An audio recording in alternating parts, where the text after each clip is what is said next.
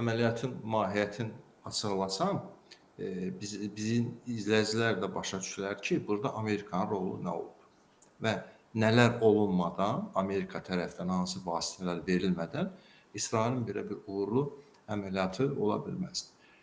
Birincisi, səhər saatlarından başlayaraq İsrail çoxlaylı əməliyyat keçirmişdir. Əməliyyatın adı Aslan Xalqdır. Bu əməliyyat 3 laydan ibarət olub. Niyə görə mən dedim 3 laylı əməliyyatdır? Burada təkcə hərbi gücdən istifadə olunmayıb, asimetrik üslublardan istifadə edərək Masadın çox böyük qatkısı var burada. Ümumiyyətlə, mən özümdən də soruşanda, mən həmişə demişəm ki, İranı vurmağın 2 problemi var. Birincisi, siz yəni nüvə infrastrukturun İranın tam şəkildə sıradan çıxarda bilmərsiniz. Hava zərbələrini nəzərdə tutun. İkincisi, İranın cavabı. İranın yüzlərlə uzaq, orta mənzilli ballistik raketləri var ki, hansı ki bir dəfə də İsrailə bunu atmışdı və İsrailə müəyyən bir zərər yetirə bilər. Bu, İsrail üçün yəni qarşısını alan böyük bir detal idi. Bunu göz ardı vura bilməzdi İsrail. Amma nə baş verdi? Bir ilə, mən deyərdim ki, hətta bir ildən çox hazırlıq gedib. Niyə görə bir ildən çox hazırlıq gedib? İndi mən bunun laylarını açıqlayanda izləyicilərimiz başa düşəcək. Çünki çoxlu sayda kəşfiyyat məlumatları hazırlanılıb, bəzi əməliyyatlar görülüb və İsrail özünü ballistik raketlərdən qorunmaqdan ötürü Amerika Birləşmiş Ştatların raket əleyhinə sistemlərin və raketlərin qəbul edib. Bu da bu əməliyyatın 3 layı. Əməliyyatın birinci layı, ən birinci baş verən lay.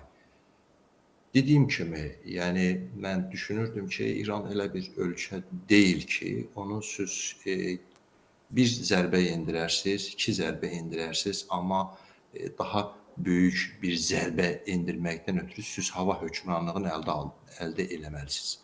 Və İran hava məkanının üzərində hava hökmranlığını əldə etməyin ən böyük başlıca problemlər budur ki, İran hava hücumundan müdafiə sistemlərin mülki maşınların üzərinə, tır maşınlarına bənzər bir sistemlərin üzərinə qururdu və bunları hava əməliyyatı keçirərək bunların hamısını məhv etmək çox qəliz bir məsələ olacaq idi.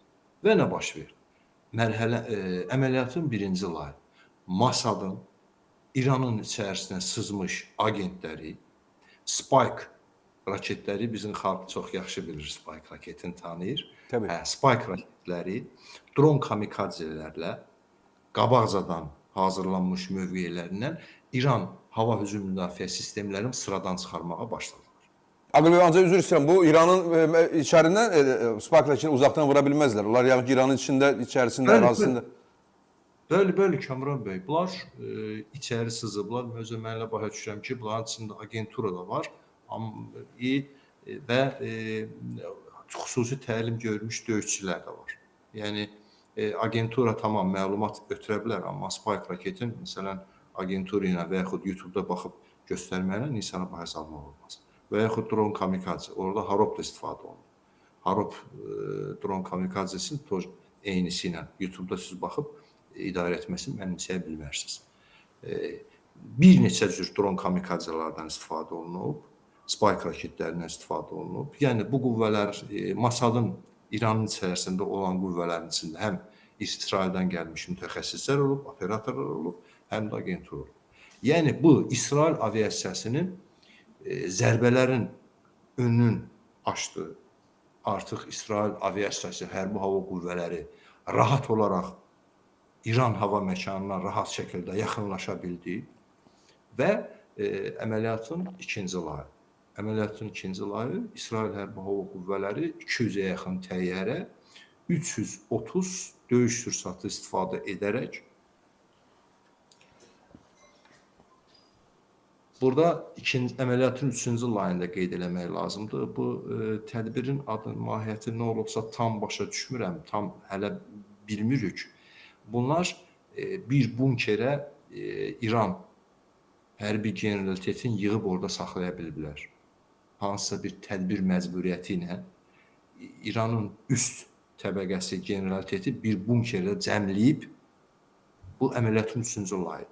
Amma biz elə bildik ki, evlərində vurublar onlar. Çünki belə videolar vardı ki, hərəsinin öz evində.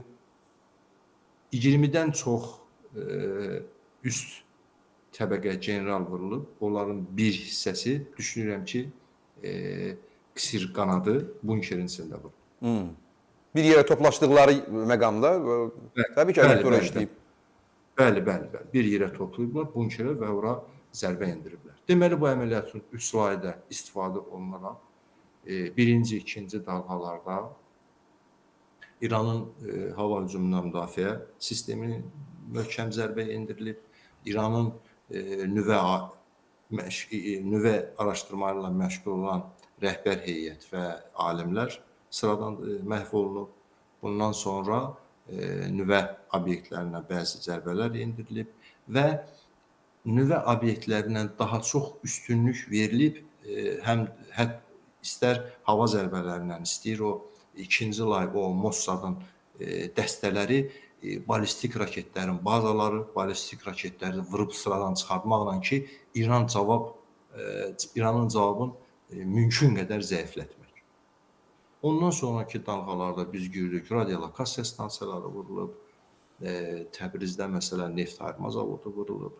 Ondan sonra biz nüvə obyektlərinə vurulan zərbə biraz şişirdilir. Netanza məsələn nüvə obyekti yerin altında əsas kritik avadanlıq yerin altında 40-50 metr beton dəmir konstruksiyaların altındadır. Yer səthində və yer səthinə dayaz binalara müəyyən zərbələr endirilə bilib. Orada İsrail ordusu üçün perspektiv var. Yəni daima oranı vura oranı sıradan çıxarda bilərlər. Amma digər hərbi obyekt Fogo deyilən bir obyekt 80 metr qayalığın altındadır. Ona düşünürəm ki, yəqin ki, xarici müdaxilə lazım olacaq. Yəni insan ayağı dəyməlidir də ora. Ora İsrailin elə bir təyyarəsi yoxdur ki, 13 tonluq döyüş sursatı ki, o qayalar yara bilər, onu ora çatdırıb atsın. Onun üçün düşünürəm ki, bunların havada hökmranlıq əldə eləyib. Artıq İsrail hərbi hava qüvvələri İran hava məkanının üzərində hökmranlığı əldə elədi. Hətta verilişə girməmişdən qabaq Ərdəbildə bizim sərhəddə sonuncu radarı vurub sıradan çıxarmağın mən təsadüf elədim. Yəni bu birbaşa onların maraq zonasına aid olmayan bir radardır. Amma bari ehtiyat hava hökmranlığı əldə eləməkdən ötürü bütün İranın hava hücumundan müdafiə sistemin çökdürməyə çalışırlar. Ola bilər ki, əgər mediada sızdığına görə İsrail İran hökumətinə artıq ultimatum verir. Ki, ya icazə verəcəksiniz, biz sizin nüvə infrastrukturunuzu demontaj edəcəyik və yaxud da ki, biz sizin iqtisadiyyatınızı məhv edəcəyik, sizin bütün neft ayırma zavodu, neft terminalı, eksport imkanlarınız üçün darmadağın edəcək. Hadisələr cəryan eləyir. Bu bir günlük, 1-2 saatlıq əməliyyatdır. Yəni mənbələrin dediklərinə görə əməliyyat 14 gün ərzində reallaşdırmağı planlaşdırılır.